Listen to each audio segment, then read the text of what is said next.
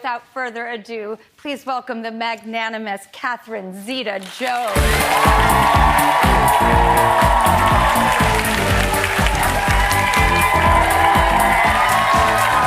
Memo, as you can see, we so we can be sisters together for a little time. How are you, beautiful lady? Oh my goodness! Honestly, I've been focusing on Cameron, your beautiful stepson, and your amazing husband, Michael Douglas. I'm so looking forward to seeing you. I'm so excited. I just watched their movie, which I really, really loved. Yes, charming. It's beautiful. Yes. And just a really nice, calm, meditative look at the father-son dynamic. Yeah. Which is such a rich history with Michael Douglas and his father, Kirk Douglas. Yeah. I always admire the way Michael navigated that. You know, it's hard being a man and your father being Spartacus. I mean, and then, literally. And then my stepson, and then my son, you know, and my kids. I never had that growing up. But you guys have a lot in common when it comes to navigating what that means and how you thought of it that way. Because you just try to make everybody proud.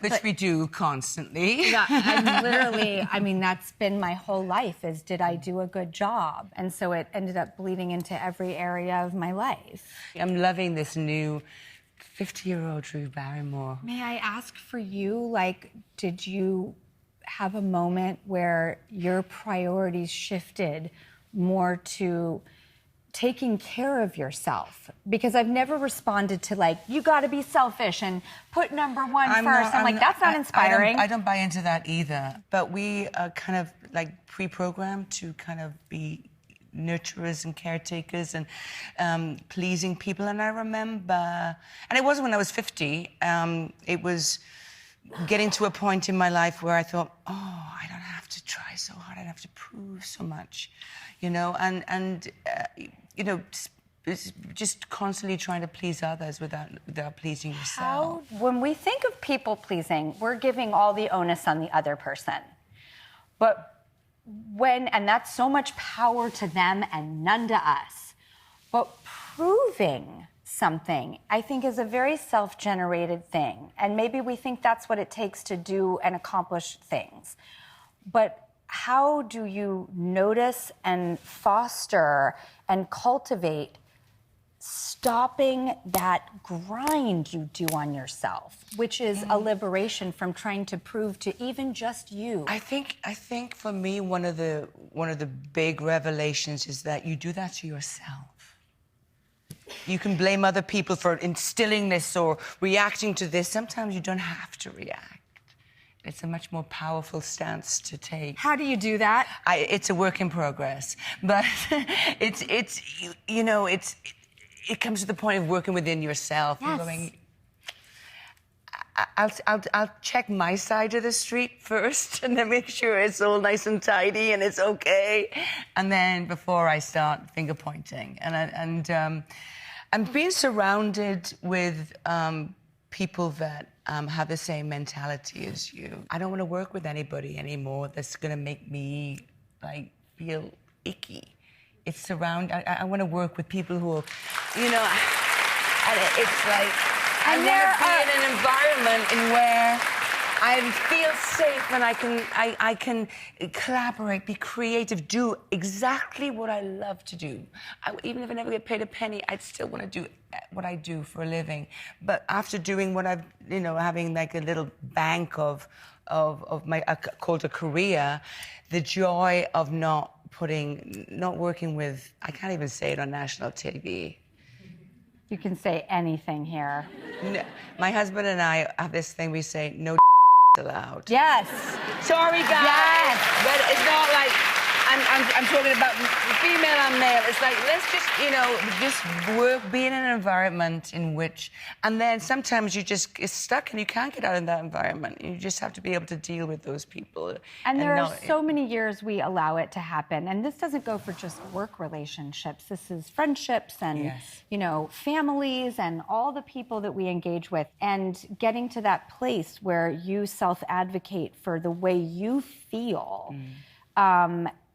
I'm really having a revelation about how much of an excuse people pleasing can also be, as if it's some martyry thing. Well, you have to look at, you know, both sides of the coin. You're talking about right? taking full responsibility and accountability for yourself. I remember going, I hope they like me.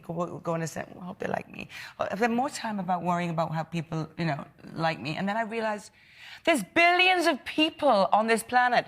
Why me, Catherine Zeta-Jones, should assume that every one of them should love me? Or you can convince them to. No, they're not going to love me, and I'm sorry about that. But I'm not everybody's cup of tea. I'm not everyone's cup of tea. That's fine. So I can, you know, I spend so much effort trying to change their mind. Yes, it's like a lifelong mission, and at some point, and I've met younger people who have got the goods, you know, who have found a liberation, but mine came at around 50 with a decade of hard work leading up to it. Yeah. It didn't just magically happen when I turned 50, but it's so good now that I've had a bite of the apple. I want more, and I want it for anyone and everyone, because time is so precious. It's all we've got. I think you were unaware what goodness you exuded and such kindness. And so I don't want you to be putting that part of a chapter of your life where you kind of like, oh, the beating up of you, because I have a story that I'm going to share where you were producing a lot and doing so much, and you called me up about a project, and we played like phone. I spoke to you, and I couldn't really speak. I was in the middle of being on set or something, and so you left a voicemail on my. Remember the old voicemail machine? Oh God, yes. Where you press play, and you could listen.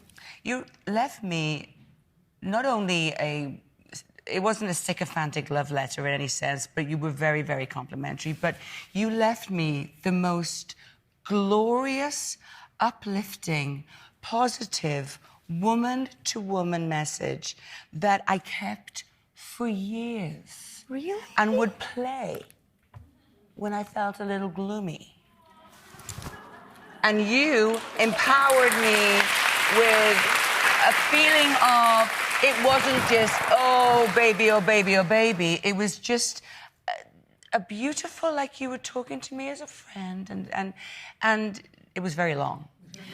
But I'm a long-winded bag. But I must say, so yeah, this may be a wonderful new transition into this next chapter, but never, ever falter on what you've given to others in your past. I mean, coming from you...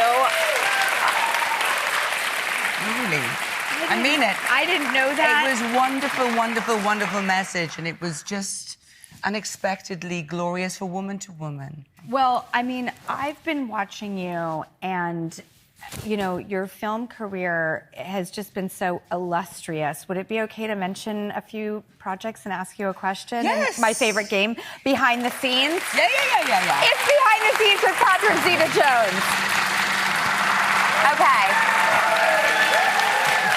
I mean, the Mask of Zorro. Oh, yes. Whoa, hello. Somebody walked onto the stage and changed everything forever as we know it.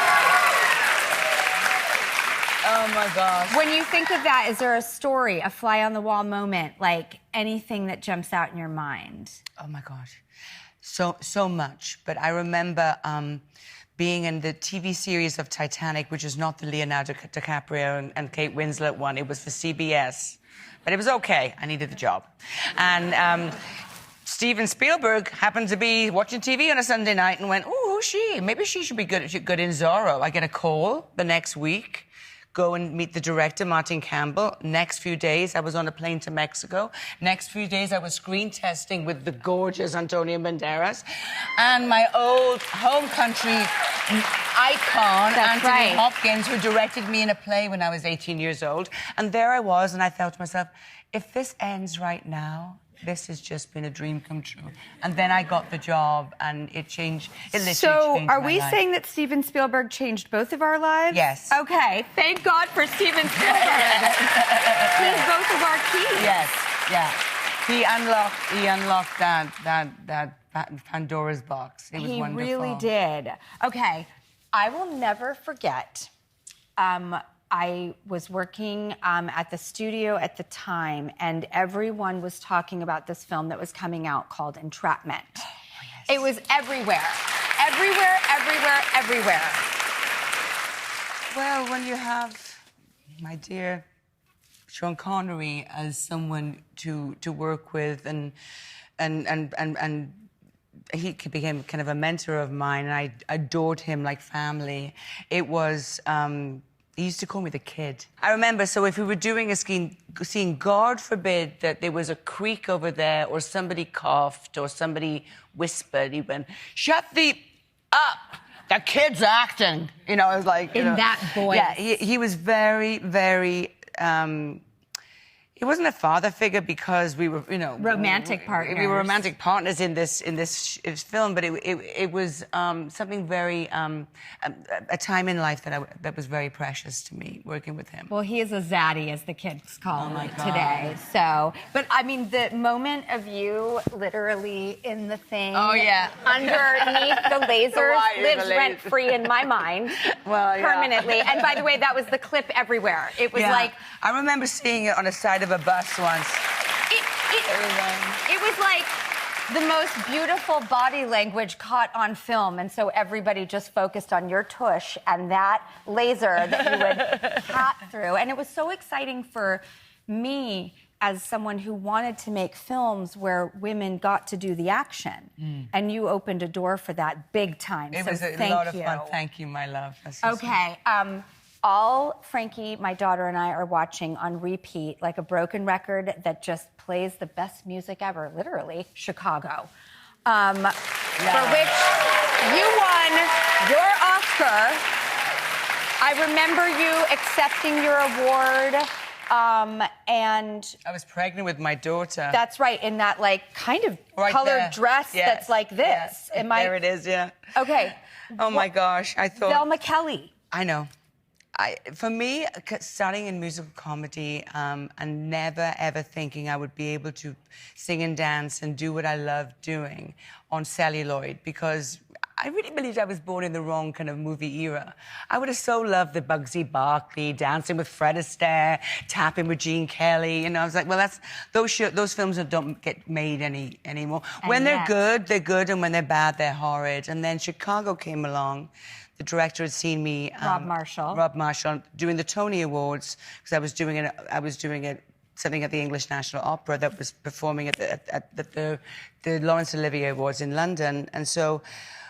Meeting him, I just spoke the same language as him, as a choreographer and you know, ex-Hoover dancer, musical comedy person. And all the elements came together. His execution of putting a musical on celluloid, the casting, all of us coming together, Renee, me, Richard, Queen Latifah, and a role of a lifetime. Because I watch it almost daily at this point with my daughter Frankie, and it's like, I watch you, and as a human being, let alone someone who, you know, wants to perform, how it's like your eyeballs become lassos and like bring you in, and every move is like with so much power. How do you do that? Well, choreography, but also that whole, even though this was not Bob Fosse choreography, the great Bob Fosse choreography, because Rob Marshall and John DeLuca choreographed the whole thing, but there's something about this era of having everything controlled, but everything going sizzling through the eyes. And it's like, a wonderful... you put your foot down for a dance step, and it's like you're going to break the floorboards. Yeah, when you're angry with men, they had it coming. Remember that one? Yes, I do. That's the one I'm thinking about. I think every woman would put their foot to the floorboards singing that song. That's exactly the moment I'm thinking about. Yeah. So, okay, great. Well, your latest project, Wednesday. I mean, talk about me and my daughters watching you. Thank you.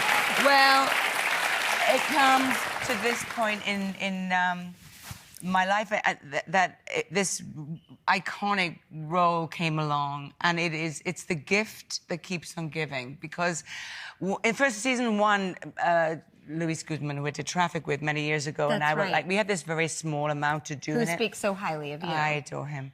And we were like, can't we do some more, like another crystal ball thing with Wednesday. Anyway, so season 2, we have a really beautiful story arc, and I get to work so much more with the incomparable Jenna Ortega, and it's just so it's cool. like on a different level. And Tim Burton. Tim Burton, and it's and she, you never.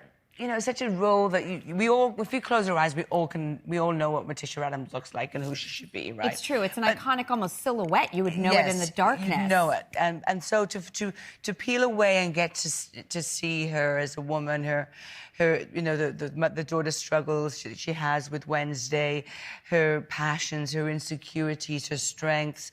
It's something that they seamlessly, you know, kind of organically put through Wednesday's story, and it was a treat. And I would literally play this role forever. I mean, okay, by the way, we want you to. So there's that. And B, Lady Gaga joined the cast. I know. When she came on the set, it was all top secret, right? Well, because her song was so iconic in season 1. Yes. And then it went viral and everything. And when you think about it, okay, let's put your producer's hat on. On. Who should be guest starring in Wednesday? Gaga, right? So they had their dream producing hats on, and she was a huge fan of season 1, and of course Wednesday, the whole world of Tim Burton and Gaga just like merges. Anyway, she comes to the set. The crew, the cast was like palpable, and I was like a 14-year-old child, like in the window of my trailer going, "Is she here yet? Is she here yet? She's here, she's here, she's here, she's here, she's here." And then I woke up my trailer now. Maybe I'll just bump into her. How to do it now? Oh no, she's not there. She's there. She's there. I was like literally like a 14-year-old child, and then I met her, and you know when you're really like you just have such great respect for somebody, and you just pray that there's not one iota of something that doesn't fit up to that. Yes. Shouldn't put people on pedestals, but one does when one adores and respects somebody as, I think, the talent of a generation. Yes. Gaga. Yes. Yeah, there's no question. I think of her... But she was everything, and she was even better than I would imagine. She Really? was humble. She, first of all, she's diminutive. You can't imagine that there's so much talent packed and force into this tiny, ethereal, in a way. When you think of Gaga, she does the whole spectrum. It's like David Bowie. Yeah. That she gives me like, she is the talent of a generation.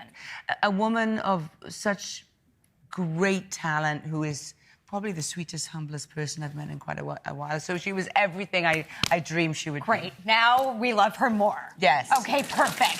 Is there a potential rumor that's going around that Cher might join the cast of Wednesday? Oh, wow. Can you imagine? Look, we don't know. And I'm not just pretending because it's top secret. I genuinely don't know. So I don't think that the creatives have got as far as that, but that would be cool. Is there something, I mean, look at all the people you just mentioned you work with. Look at your incredible Academy Award-winning illustrious career. Is there something that when you have, in this beautiful phase of your life, of you feel whole with what you've proved to yourself you're capable of? Oh, God. Is there something out there where you're like, but I would love to do that. That speaks to me. Do you know what I would like to do? No. I would love to do, like, some cool song with, like, Bruno Mars, featuring Bruno Mars, or with David Byrne, the way that St. Vincent did, you know? Like, some cool song, and get to sing at the Grammys. That would be one of my biggest things. I think putting it out there, manifesting it, I want that, I need that in my life, and I would love to hear you, watch you, marvel at you. Everything I said in that voicemail that I had no idea that you kept, I meant every word of it, and it's only grown like a garden. You know, ever since watching you, cheering you on, studying you, really wondering how you bring as much moxie, conviction, and I mean, you can't take your eyes off of you. You're Catherine Zeta-Jones. Oh, Drew. It's just, I love you. I'm so glad I got to hang out with you today. Thank you for having me. You're just really special coming on my show. And I will get to be with your husband, who... There's a dog. By the way, you know his... How did the dog get there? Funny enough, his name is Douglas, and everyone in our building in New York calls him Michael Douglas. Michael Douglas? Michael Douglas. Hello, you. Is it true, sorry, last question, I swear, that you guys had a 12-hour wedding? Oh, no, we had longer than that. Oh, no, very quickly. So we had a beautiful... look at us. 25 years this year, guys. 25 years! Yeah. Congratulations! Yeah. And then, it's a lot. Thank you so much. Yes, very quickly. So we had a lot of performance. Michael surprised me with Gladys Knight singing at our wedding. At our wedding, Gladys Knight sang 3 songs, and there was a whole bunch of musicians and singers who were just our friends and guests. They did an all-star band. Anyway, after all the eating and the speeches and the dancing, we had this little area, like, at the plaza that was called the piano bar, and then we were all, like, singing, and it was just... Anyway, I needed to go to the bathroom, which any bride would know is like a 20-minute event. 6 people, 20 minutes. I come back, everyone's just talking around the piano. Everyone stopped singing. I go, why are you singing? Where's the pianist? He's not here, he's gone. What do you mean? Michael, where's the pianist? The pianist is gone. So Michael said, oh, no, that's not, he shouldn't have gone. Let me call the manager, the guy who was very nice, organizing, this big celebration. We have a bit of an issue. Okay, imagine Michael Douglas saying this. Hi, sir. We have a bit of an issue. We can't find the pianist. And the manager turns and says, it's 6:30 in the morning, Mr. Douglas. The pianist has gone home. He's like, is it? Is it really 6:30? Yeah, we partied. We called the wedding at like 6:30 and we partied over 12 hours. By the way, I'm picturing Gordon Gekko on his phone on the beach. I'm just sorry I had to have that visual. You talk about Michael Douglas on a phone. It's iconic. Thank you so much for coming here. Wednesday, season 2 is obviously now streaming on Netflix, and we'll watch a clip on the way out. We'll be right back. I just want to make sure that those who are still here know how much they mean to me. Your mother is still as hideously sentimental as she was at 16. What is it, Mother? I sense another presence here. So strange. It's the same feeling I used to have when Larissa Weems walked into the room. Is it the clawing need to be liked, combined with the sickly scent of superiority? Yes.